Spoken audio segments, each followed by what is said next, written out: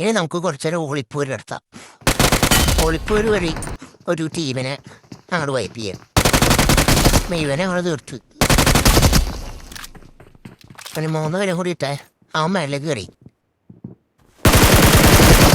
Video കാണുന്നവരൊക്കെ ഒന്ന് sub ചെയ്ത് support ചെയ്യണം. ഒരു 10 സബ്സ്ക്രൈബേഴ്സും ഉണ്ടെങ്കിൽ നമുക്ക് ലൈവ് തുടങ്ങാം.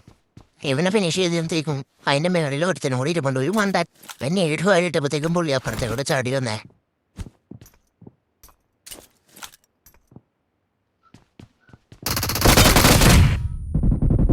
ഇവനെ അവരടിച്ച് തീർത്തഞ്ഞ് അപ്പം തന്നെ വേറെ ഒരുത്തനും കൂടി വന്ന്.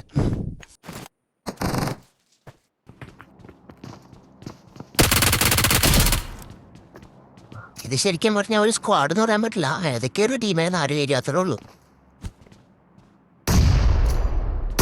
അവനെന്ത് തീർന്ന് നൈസായിട്ട് അവിടുന്ന് മുങ്ങി.